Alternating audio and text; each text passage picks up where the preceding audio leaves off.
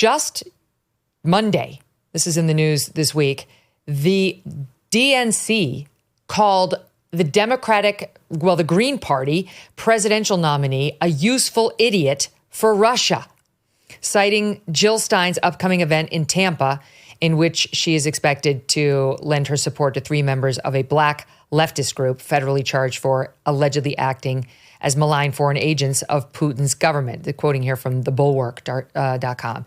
So they ignored this person for the better part of a year, Jill Stein. But now that she's doing this thing, they're coming out calling her a useful idiot for Russia. This is basically her own party. And this is what they did to Tulsi Gabbard, too. When she became a threat to their chosen nominee, she had to be dismissed as a Russian asset, not to mention what they did to Donald Trump. This is their favorite trick. And the Jill Stein thing and what we're about to talk about with respect to this CNN report, it's just, this is their go-to bag of tricks, Glenn. That it's all the Russians. Anybody who gets under their skin or potentially takes away 1% of the vote in a critical swing state is a Russian. And any problems of the Democrats' own making, that's a Russian as a disinformation campaign. Yeah, so let me just mention really quickly this case of the black socialists who are being now federally prosecuted, because I covered it a lot. Tucker had put them on his show quite a bit as well. Obviously, a lot of people's audiences would disagree with a lot of these people's views. But these are like 70 and 80-year-old guys who are like old standard leftists who are spent their whole life opposing what they call NATO imperialism, U.S. militarism. And of course, it follows that they are against U.S. funding of the war in Ukraine. That's consistent with their lifelong beliefs. But because the tactic of the Democratic Party now is to accuse all of their enemies, not just on the right, but as you see with Jill Stein, or anybody who threatens their power, they just accuse everybody of being an agent of the Kremlin. They prosecuted these people because they were speaking out against the war in Ukraine, and they had these very tenuous connections to a couple of peace activists in Russia. And it's so obviously an attempt to stifle free speech by saying that even if you speak out against our war, which is as foundational to the United States as possible, your right to oppose a government's war policy, we can now prosecute you. And it was AOC who led the charge against Jill Stein because they're obviously petrified she's going to take away Democratic votes. And I've seen this now, Megyn, for 8 years. Our country from 2016 until 2018 was drowned as the main story in this false allegation that Trump conspired with the Russians to hack into the DNC. They unleashed Robert Mueller, Superman, prosecutor, FBI director, with a team of unlimited resources and prosecutors. And at the end of that investigation, he concluded there was no evidence to support the core central conspiracy theory that the media gave themselves Pulitzers for ratifying, that the two had collaborated. And the media just moved on as if nothing had ever happened. And then in 2020, as you mentioned, the same thing. Megyn, there's not one media outlet that in 2020 put people on the air to say the Hunter Biden laptop is fake, it's Russian disinformation. Every media outlet, once Biden was safely elected, not only admitted it was real, but began using it in their reporting. The FBI used it to prosecute Hunter Biden. Everyone knows it's real. Not one media outlet came forward and said, we got this wrong. Here's why we got this wrong. Because they're not in the business of telling truth. They will say what they need to say based on whatever their DNC or CIA or FBI sources are telling them to say in order to sabotage Trump. And that is the truth.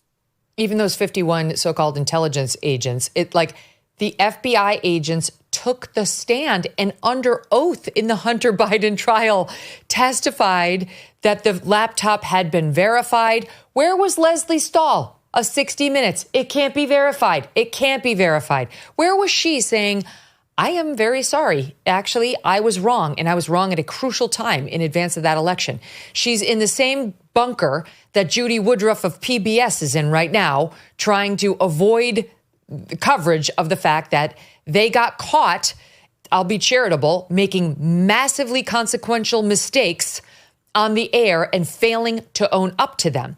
So just to put some meat on the bones of the DNC versus Jill Stein attack, because Stein, while nobody's talking about her, she does have something approaching 1% in a couple of these swing states. And the Democrats fervently believe that she played a role in costing Hillary the election in 2016. So the DNC releases this statement that reads in part, quote, as follows. Jill Stein is a useful idiot for Russia. After parroting Kremlin talking points and being propped up by bad actors in 2016, she's at it again. This is from the DNC spokesman, Matt Corradoni.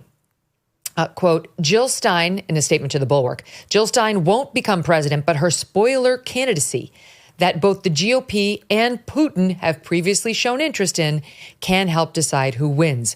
A vote for Stein is a vote for Trump. So this is them going, I mean, truly balls to the wall against this woman, the DNC, because they will kill any Democrat actor who deigns to get in the way of their chosen nominee's clear path. Ask Bernie Sanders, ask Dean Phillips, ask Tulsi Gabbard, ask RFKJ, and ask Jill Stein. This is the party of democracy, Glenn. I think one of the things that reflects about the Democratic Party is that they have this arrogant entitlement that they believe all of these voters are theirs. They also still blame Ralph Nader for George W. Bush's victory in 2000 over Al Gore. And the reason, and all these voters for Nader and Stein will tell you until they're blue in the face that even if Jill Stein or Ralph Nader weren't running, I still wouldn't vote for the Democratic Party. I know it's a newsflash, but there are a lot of people in the United States who really don't believe in our two-party system. Most democracies have a multi-party system, and Jill Stein is an outlet for a lot of people on the left who think that the Democratic Party is not worth voting for all sorts of reasons. And they think if they get rid of Jill Stein, those people will loyally march behind them. And also, I think the other important thing to realize here, Megyn, is that in 2016, the DNC cheated to make sure that Hillary beat Bernie. That came from Elizabeth Warren and Donna Brazile. This is hardly speculation or a conspiracy theory. Yeah, I mean, the WikiLeaks releases prove that the top 5 DNC officials, including W. Wasserman Schultz, had to resign right before the DNC because they got caught red-handed doing it. In 2020, Obama drove everybody out of the race, Pete Buttigieg, Amy Klobuchar, to make sure Joe Biden won. And then this year, not only did they say that they would not allow a primary or any debates, even though you had RFK Jr. and Marianne Williamson and Dean Phillips wanting to run against Joe Biden. Once they saw that Joe Biden was going to lose because of the polls after the debate, they said in a back room, let's just get rid of him and impose on the party and the country a candidate who never once campaigned to be president, who never got one single vote. The anti-democratic entitled mentality in the Democratic Party is impossible to overstate. Yes, we just pulled, I don't have the soundbite, but what they did to Tulsi. And here's the quote. I don't know what article I'm quoting from. My team will tell me in a second. Former Democratic presidential nominee Hillary Clinton said the Russians are currently grooming, that's a quote, a Democrat running in the presidential primaries. This was the 2020 primary back in 19. Grooming. The Russians are grooming a Democrat running in the presidential primary to run as a third-party candidate and champion their interests. The comment appears to be directed at Hawaii Representative Tulsi Gabbard. She's been accused of being cozy with Russia in the past. Just being accused warrants it being raised again, right? You remember that time you were accused, random person, of being a pedophile, and we'll just keep raising it in every article about you as though it was actually proven. I'm not making any predictions. This is quoting Hillary Clinton. But I think they've got their eye on somebody who is currently in the Democratic primary and are grooming her to be the third party candidate, Clinton said, speaking on a podcast with former Obama advisor David Plouffe. She's the favorite of the Russians. This is how it's done.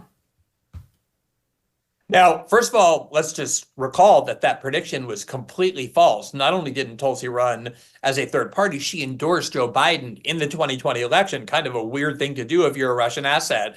But beyond that, I know Tulsi reasonably well. Look at it from her perspective, Megyn. She has been in the military since 2002. She deployed in combat in Iraq. She continues to be in the Army Reserve, sacrificing to defend her country. And here she is being accused by the Clintons, who famously avoided any military service, including in Vietnam, for all sorts of strange reasons, who never once did anything to benefit anyone but themselves, questioning her patriotism and her loyalty simply because she was a critic of the Democratic Party. This is what they do now. When you start accusing somebody of being a secret agent of the Russian government, working on behalf of the Kremlin, of course, what you're saying is you're not just against us, you are a disloyal American. And just like I was telling you before about Brazil, where they think that any criticism of the government is tantamount to a criticism of Brazilian democracy itself and therefore a crime, the Democrats believe that any opposition to themselves, any questioning of them, even from somebody who 4 years before was the vice chair of the Democratic National Committee, Tulsi Gabbard, that the minute you criticize them or don't fall into line, it means not just that you're a bad person, but that you're actually disloyal and somebody who can be called with no evidence a foreign agent of an adversarial power. It is remarkable how quickly and pervasively this tactic has spread, not just among the party, but among all their media allies as well. Okay, there was another piece of information on Tulsi just recently. This is reading from the Daily Mail. It was that she's on a government watch list in connection with all this nonsense. She's been labeled a, quote, domestic terrorist, according to a whistleblower watchdog who's demanded an investigation into government surveillance on this. Okay, Empower Oversight said the U.S. Federal Marshal Service was improperly targeting individuals for enhanced surveillance on flights and named victims, including the former presidential candidate. And so the allegation is that she has been placed under surveillance at airports and on planes per these whistleblowers who spoke to, this is Daily Mail UK, the Air Marshal National Council, saying her name appears on the Quiet Skies program.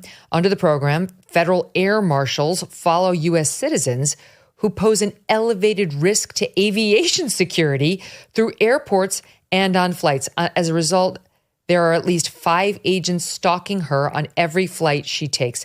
This is incredible. This has not been independently verified by us, but I remembered the report as we got talking about Tulsi. And frankly, it's not hard to believe given the amount of crap they've thrown at this woman. And what is her sin? What did she do? She did not go along with the party line. She was being groomed to be part of Democrat leadership. She told us that herself. And then she objected to them trying to railroad Hillary Clinton down our throats and what was being done to Bernie Sanders behind the scenes. You didn't vote for this economic downturn, right? But you could be paying for all of it at the pump, at the grocery store, and elsewhere. Financial stress can be crushing, and one solution could be donewithdebt.com. Done With Debt created new aggressive strategies designed to get you out of debt permanently without bankruptcy or loans. They can stand between you and your bill collectors and negotiate with your creditors to write off balances, cut interest, and stop penalties. The best news? Done With Debt is accepting new clients right now, but you do need to hurry because some of their strategies are time sensitive and you don't want to miss out. Let Done With Debt hit the debt reset button for you and make your money yours again. Visit donewithdebt.com or call 1-888-322-1054 now. Chat with one of their debt relief strategists for free. That's donewithdebt.com, donewithdebt.com. Check it out now. Thanks so much for watching. If you like what you just saw, hit the subscribe button for more clips and full episodes.